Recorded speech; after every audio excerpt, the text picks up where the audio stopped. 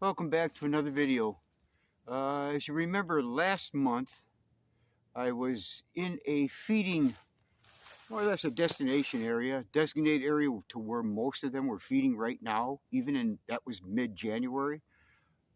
It was a cut over area adjacent to an oak stand that had a healthy mass of acorns. Now we're twisting it over to something different. Like I mentioned back then, to find those bucks that are feeding there, usually in the spring, you have to pick them off one at a time, get on their trails, and basically, if they leave sign, you can find out where they're coming from because you got to locate their bedding areas. That's where I put up my licking branches to get a class inventory of where they're at. Now, this one, I just had to sit down. It was a long walk through the open hardlands to get to where it showed that there was a little cedar swamp running along a small lake. And in the background here, I believe I'm here. I'm at the end. I can see lake back there. So what we're going to do, we're going to start from here. This time of year, it's mid-February, a month later. And as you can see, there's no snow hardly at all. Last year at this time, I was snowshoeing with snow up to above my knees. So what we can do, it saves a lot of time. Winter time, you get an idea what's out there and if there's anything in the future that you would want to pursue. That's basically all it is. So if I can find some signposts, some rubs where they were in the area, and I like these areas back here. I always like my cedar swamp edges. They sometimes will bed on top. They will bed along the bottom, along the water. There's always a trail along the bottom. They seem to love that. I'm talking just mature bucks. He becomes a very secluded animal up here as he gets older. He don't want any headaches about anybody else. He just wants to be left alone, in spite of other areas where you'll see 4 or 5 bucks together. My point is, see, nothing's etched in stone, guys. It's just every buck is different. And a lot of these cop an attitude, and they're back here living alone. So what I do in the winter like now, I'll start locating different swamps, different areas like that. I just like it because I've had good luck with them.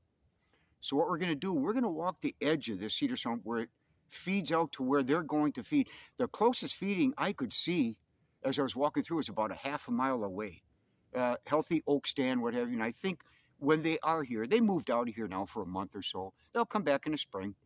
And I can see that they're heading out. I got to find out where they're leaving this swamp area, or he. You don't get many signs when you're trying to locate a buck alone. Feeding areas are easy. You go to those designated areas, my gosh, there's rubs everywhere, there's deer everywhere. It's a big party. When you pick away at one buck at a time, you're not going to see much.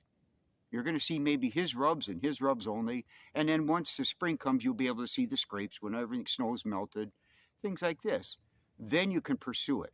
But for now, we're going to walk along the edge up here, okay? And see if there's any sign of a buck that was in this area. And if so, believe this or not, guys, I may hang up licking branches as long as I'm back here.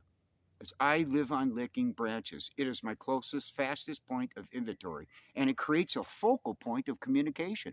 It really does. When you're in massive woods like this, you put up a licking branch like that, he comes through, he puts up his preorbital scent, he puts up his forehead gland scent, and that's all it takes. Other deer will come through, and there again, at the end of every video, I will show you some pictures of the results of the bucks that use these licking branches.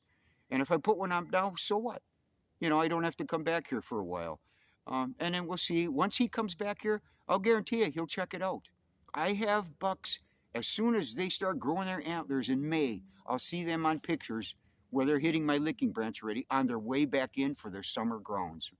So I tell you what, enough said. Let's go take a walk over here and see what we come up with, okay? Okay, we're just starting our walk now, and you can see a faint trail coming from where we were up there. There's your swamp area, there's your edge, okay? It drops down, very steep hill, comes right on down, and now we're gonna try to find out where he's going out to this feeding area. Now see, this is the biggest, hardest part is to find their trails, okay? Now, it don't take long, and there's a sign. See, it don't take much. You're not gonna find much. But this right here tells me, okay, there he was. There's one at least, was in this area, okay? Can't tell what he was, but the point is, we're on his trail. And it's very difficult to find. It's just the way they are. We're still walking along. I think I'm still on his trail. Very faint. Let's see, it looks like it continues right on through here.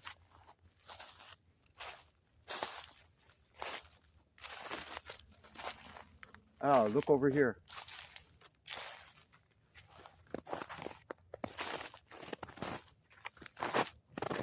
Well, that's nice to see. See? We're on his trail. This was last year now. Got a couple here.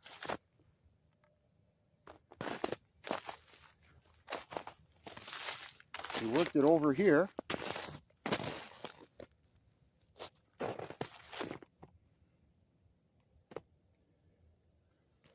What he's doing, see how, I don't know if you could tell, it drops down. This is just a ridge up here. You could really see it just drops down and it goes up at open hardwood. So he's running the top of this ridge is what he's doing. He's staying up here and he's patrolling back and forth. See now here, looks like he turns. This looks like a trail coming through here.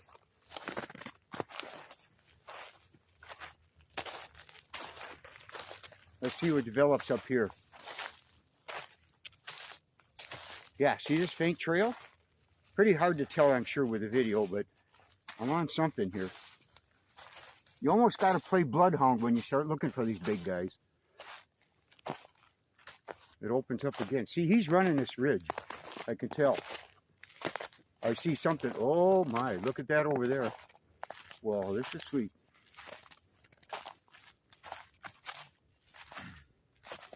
So there's one running it. See, they love these edges of these swamps. Here's some historical rubs. Look at this.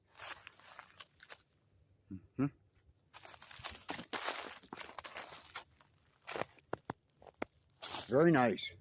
Yeah, he's got some muscle behind him.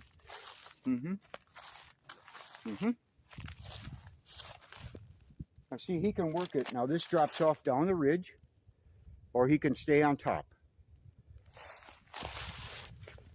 Let's go continue on.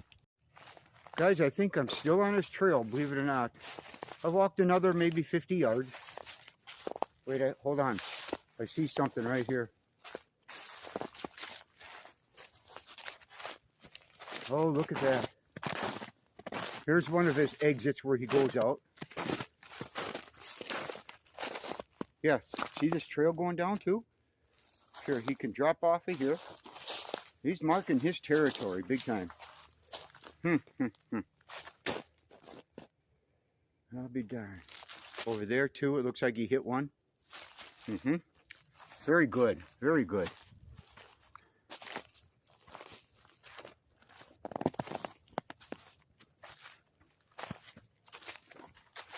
Let's continue on.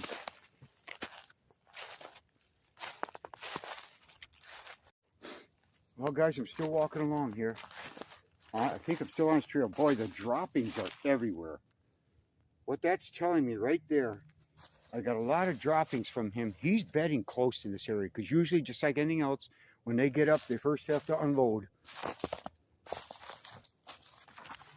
See the ridge? See how he's running the top of this ridge? Look at how it drops down.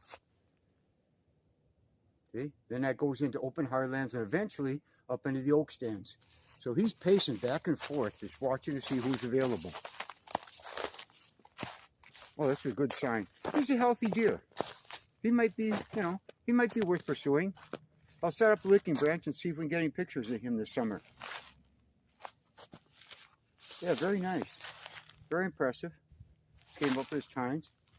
Okay, let's continue on. Now it looks like he turns. Okay, here's more droppings. Yeah, he's spending some time up on this ridge.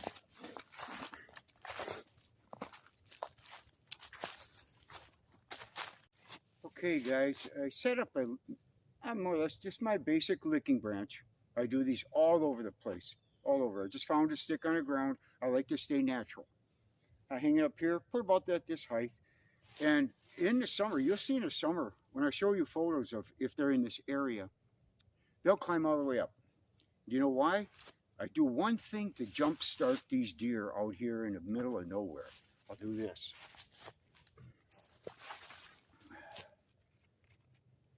Only once. I go all the way.